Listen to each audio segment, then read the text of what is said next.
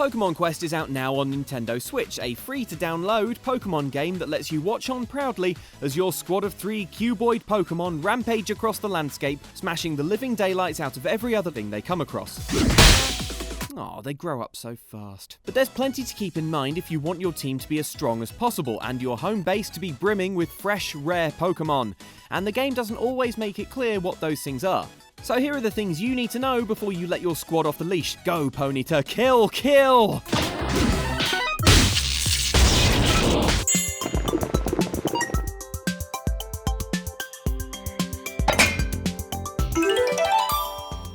The goal of just about any Pokemon game is to get more Pokemon. Gotta catch them all, remember? And in Pokemon Quest, the way you get new creatures is by luring them into camp with the smell of delicious home-cooked food. As such, the cooking pot is the most important item in the game, and is also the key to faster progress across the levels.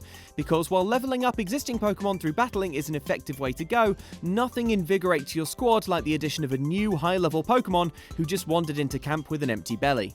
Different kinds of Pokemon prefer different food, but even a simple meal takes quite some time to prepare, so you don't want to just be chucking ingredients into the pot at random. Plus, the in-game recipes are quite cryptic, leaving you trying to figure out what out of the random objects you can cook with counts as a vegetable or counts as sweet, for instance. Our suggestion is just Google it, because there are already sites out there that are listing recipes.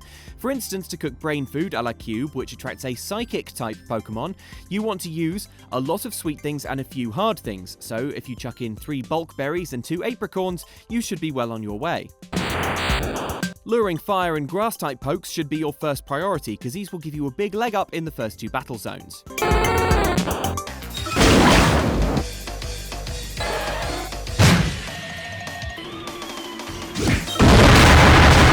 You could be forgiven for thinking Pokemon Quest is all about relentlessly brutalizing the Pokemon you encounter, but it's not all aggression. To defeat the trickier bosses further into the game, you'll also need to be able to make your Pokemon run away, so that they can stay alive long enough to do a bit more brutalizing. That's done using this button, the purpose of which isn't too clear when you begin the game. When you scatter, your Pokemon leg it in different directions like a gang of school kids who've just been caught graffitiing the bike sheds. The purpose of this is to dodge attacks, and it becomes very important in boss battles, because these larger Pokemon can usually deploy powerful moves that will quickly reduce your squad to a tired out mess.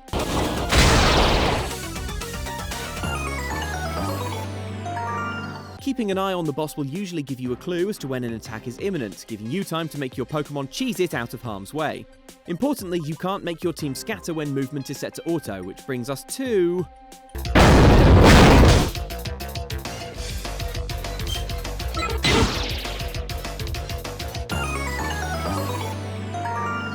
They say that heavy lies the crown, and indeed command can be a burden, so it's a relief that Pokemon Quest has a button that tells your Pokemon to essentially take care of themselves. In auto mode, you can more or less sit back and enjoy the ruthless slaughter, or even check some emails or chow down on a bowl of cereal while your Pokemon do all the hard work. And often, indeed perhaps more often than not, auto mode gets the job done. That said, it's worth knowing how to take direct control of your Pokemon when you need to, because if you watch them on auto mode, you'll see your Pokemon don't scatter when they really should, and will often use a move that's totally pointless for the situation they're in. Like, why on earth is Ponyta so keen on using agility to prance around when it should clearly be setting these enemy pokes on fire? Why is it ever not using the moves that set everything on fire? Damn it, Ponyta, it's a good thing you're so adorable.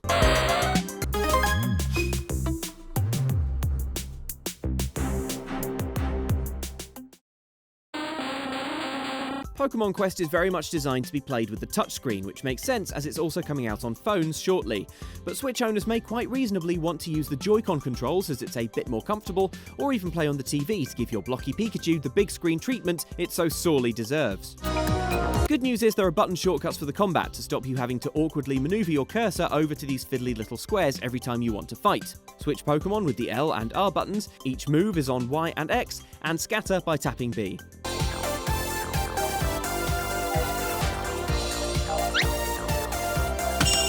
Because your Pokemon are in cube form, they apparently have sockets somewhere on their blocky little bodies, into which can be plugged Power Stones.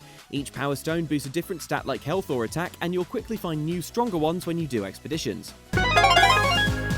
In fact, odds are you'll soon have more power stones than you know what to do with, and to keep your team as strong as possible, you'll have to swap and change your new stones after almost every expedition. It's not super easy to see where improvements to your squad can be made, so here are a few tips to speed up the process so you can get back out there wrecking up Pokemon who had the audacity to be in your way.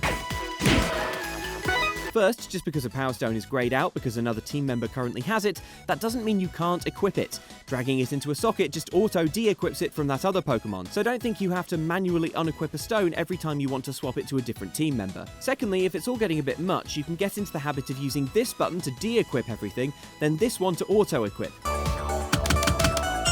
which in our experience generally swaps your stones for the best ones in your inventory. Later on you might want to customize deeper based on the secondary benefits that some stones provide, but if you're impatient in the early game, this method seems fine. Thirdly, if you've got too many power stones, recycle the weaker ones to get ingredients. It could be that once we've pushed further into the game it turns out that every stone is precious and recycling any was a terrible mistake, but so far nothing bad has come of junking the less powerful stones.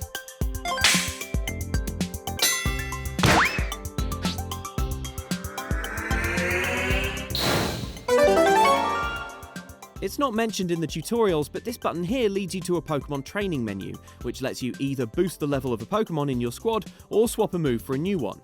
The latter is especially tempting because new moves are hard to come by, but beware, training up a Pokemon means sacrificing others, and we mean sacrificing. Boosting a Pokemon's stats is achieved by having it smash into others, and the Pokemon you line up to get wailed on will leave camp forever afterwards. That's a big sacrifice for what seems to be a marginal gain in stats, so use training cautiously.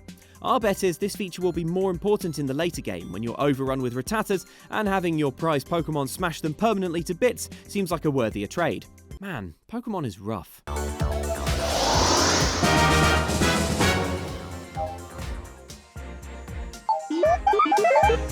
Finally, a super simple thing that's easy to miss: when you defeat a boss and clear a whole area, you'll be rewarded with a great big statue that, when placed in your base camp, gives you a pretty big experience boost during your expeditions. That's great, but what you must remember is you've got to actually stick the statue in the camp yourself, something easily forgotten in the rush of completing a new area and seeing all the new places unlock. Don't be kicking yourself later for not having stuck that statue out.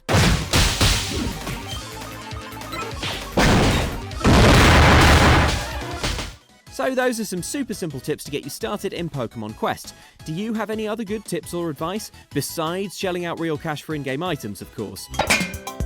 If so, shout in the comments, and hey, subscribe if you enjoyed this. Here's the deal: if you click the purple orb and subscribe, we'll show you some Pokemon balancing on top of each other. Okay, done? Here you go. Alright, thanks for watching.